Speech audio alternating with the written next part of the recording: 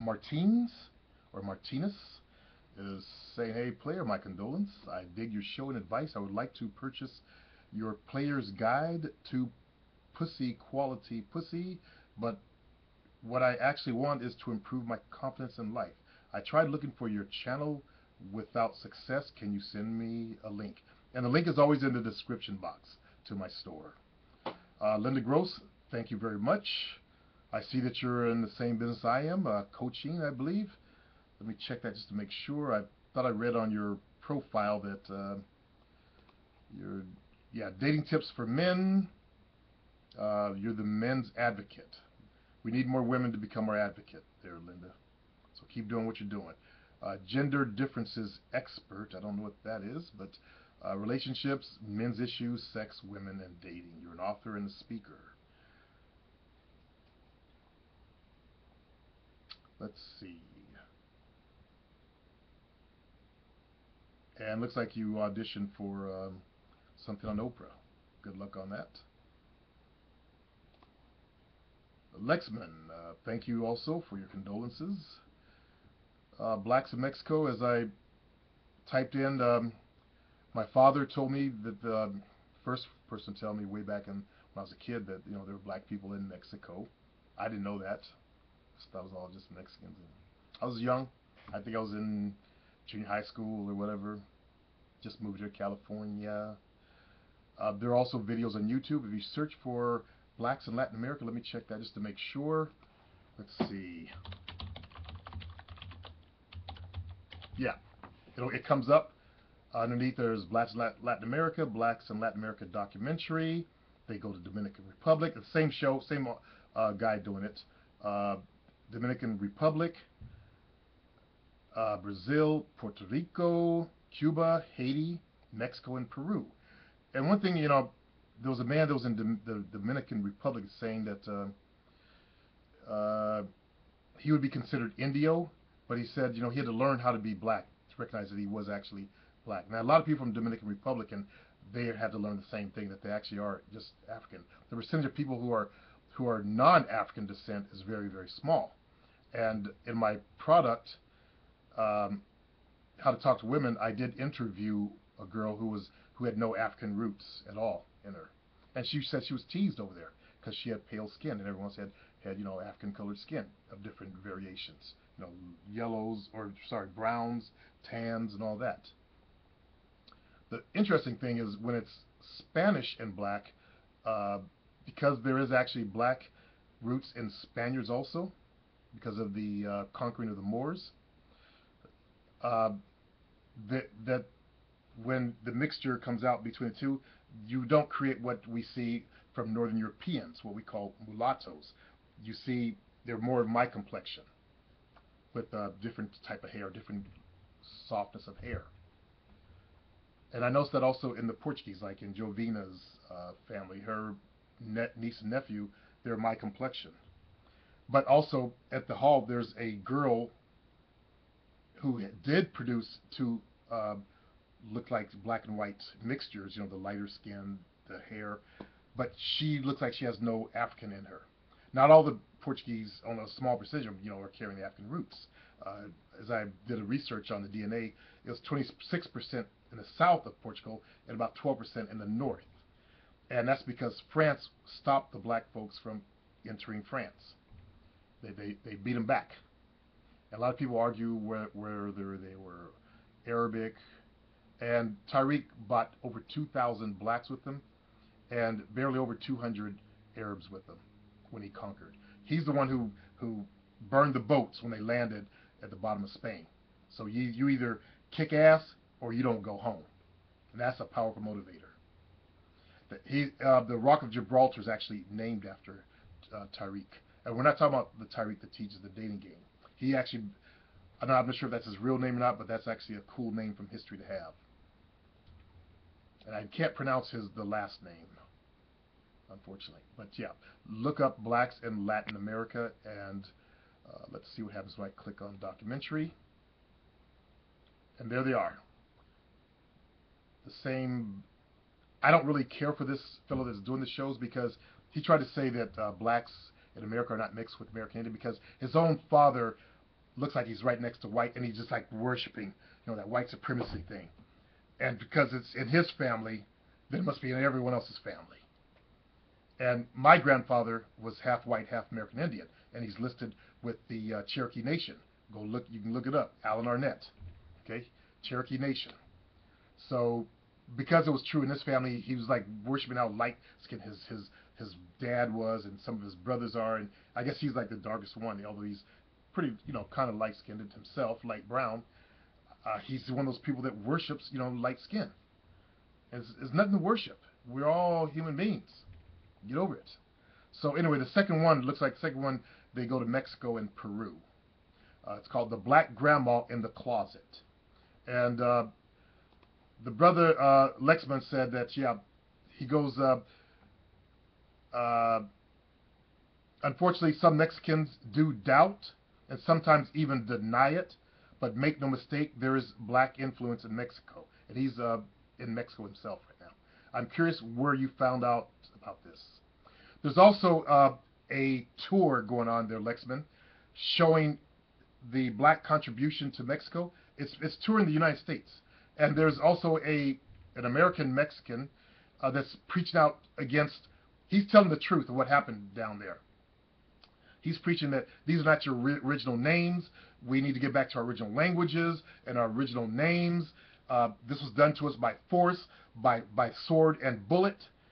And, he's setting the community on fire out there. I saw him preach on a video. I don't remember the title of it, but I'm sure if you do some research, you can find it. See, a lot of Mexicans, they're so proud they can speak Spanish. They don't realize they were forced. Their ancestors were forced to speak that language. And it wasn't done peacefully. 15 million people is a lot of people to kill. All right, let's see. Recon, thank you very much. Yes, it's me, El Presidente. Michael, thanks for your condolences. Isaiah says, Anton 24 at Isaiah. He's talking to Isaiah about something. Oh, here we go, Isaiah. He says, thanks for the advice. I don't want her to be put on meds, though, for some sort of psychological sort. She needs meds, though. If she tried to commit suicide, she needs meds. There's no getting around it. She needs help. Don't try to do this yourself there, Isaiah. You got to get that woman help. Otherwise, she's always going to use that, I'm going to commit suicide if you don't stay with me. And that always will be a noose around your neck, and it will pull you down in your life. Your life is meant to soar, not drag against the ground. All you guys are meant to soar. I'm on lesson 5 of my How to Conquer Your Fear. And one of the things I'm going to teach you guys is how to speak to your higher self. We have our lower self and our higher self. In the lower self, as I talk about in my first book, How to Conquer Your Fear of Women, is your gremlin. The gremlin whispers. That's that voice that whispers to you. Oh, she probably has a boyfriend. Oh, she doesn't like you. That's the voice of your lower self, your gremlin. I'm going to show you guys how to shut that voice down, so you don't drop the volume down and learn how to make the better choices in your life. Because so far right now, all you guys who listen to me, you've been listening to your gremlin. That's why you're in the situation you're in. That's why you're having trouble dating. That's why you don't have a woman in your life, because you've been listening to the wrong voice. You got to learn to listen to your higher self that looks out for your own personal good, that gives you the right empowering things to believe. Instead, you've been believing the disempowering things. And I do apologize if I do tend to tear people down. I'm going to start working on that myself. Start coming from a higher level also. I do apologize to people like Recon, who I tease a lot and mess with and stuff like that. I realize in talking to my own sons recently that sometimes I can tease a little bit too much. And I learned that from my father. I'm a representation of my father. That's how my father interacted with us. He liked to tease us, punch us, and it's old school man. And he realized the new men aren't used to that kind of masculine energy. They like a little bit more pussified or softer, suave. And I'm going to do a little bit, try to suave myself out a little bit. So let's see what other comments we have here.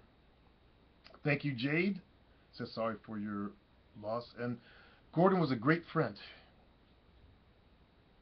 It's just shocking. The day before he's at, I got a photo of him at the Santa Monica Pier. He always sends me emails, stuff like that, and videos look at. I send him stuff too. And it's kind of a situation. His son is the one who's actually helped me with my TV show, and I became friends with the pop also because I'm the one that got his son into the life on the path that he's living. I'm the one that was pushing him to do stuff and stuff like that. We became good friends, and I'm also friends with his uncle. I call him Uncle Lau because I don't really have a family that I'm close to. I just had my father, my little brother, and both of them are gone. My older brother, we don't even speak. He's my older half brother, and we don't speak at all. I try to email him on Facebook. He doesn't write back.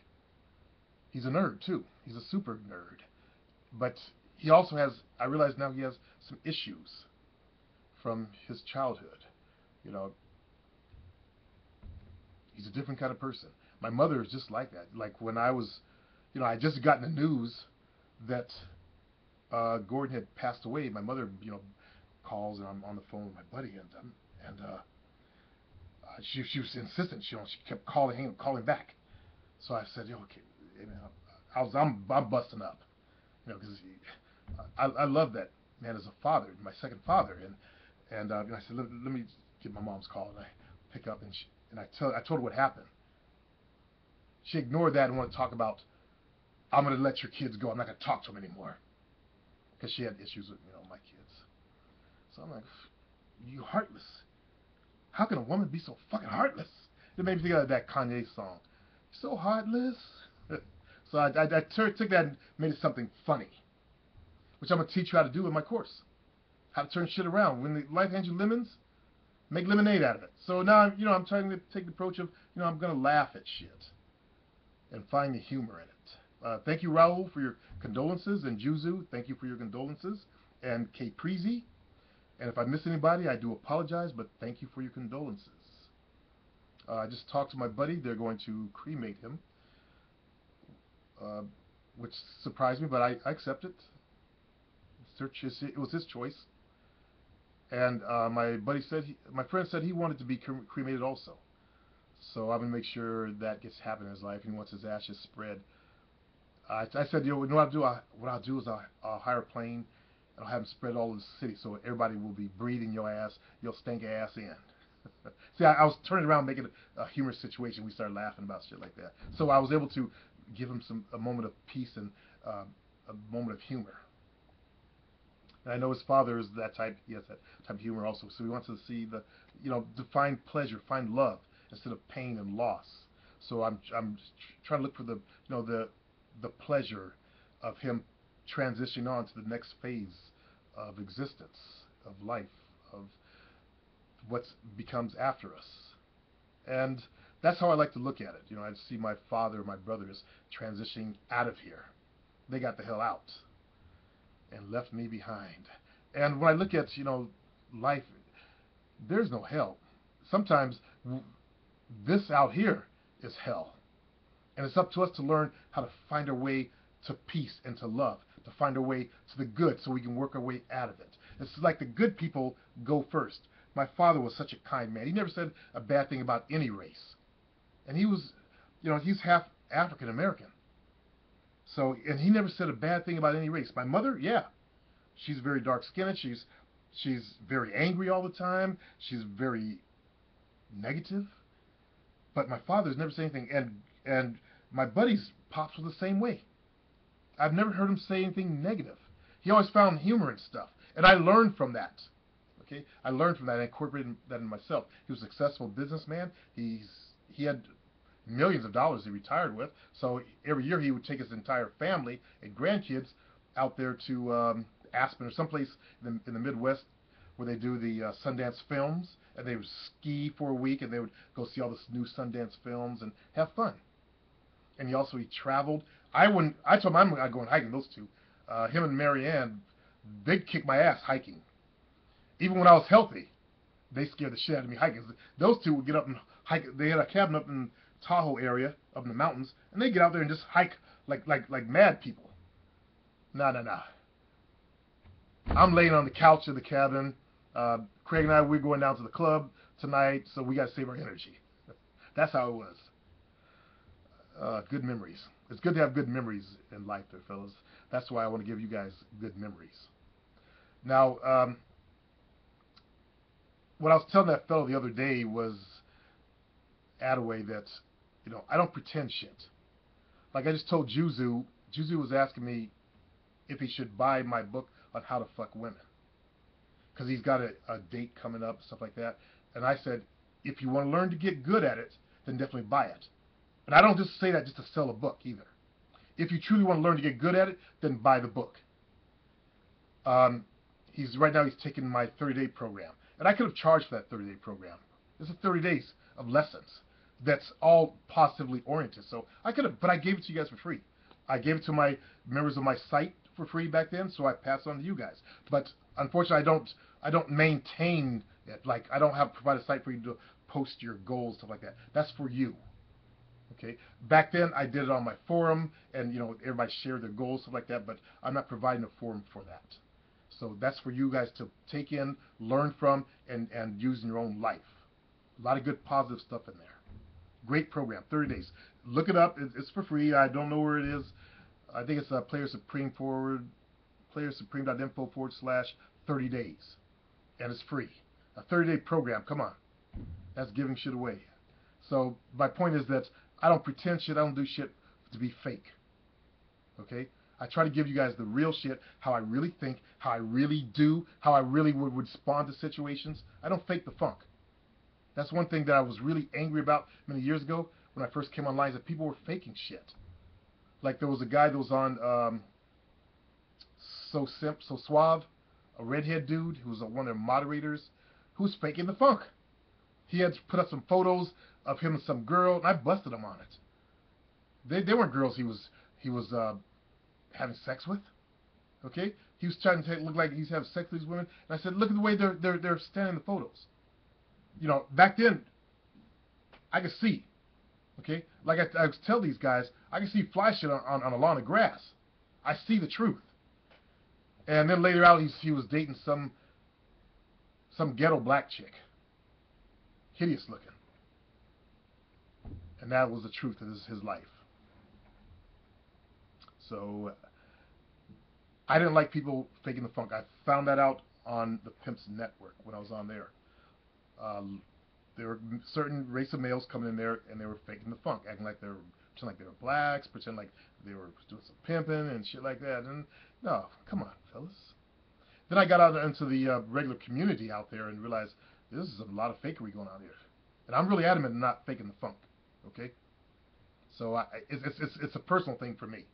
So when Attaway said pretending to black it up, first of all, I don't know what he's talking about. Pretend to black it up. If it means if I get mad and I act like a goddamn Negro, that's just me getting mad. Okay?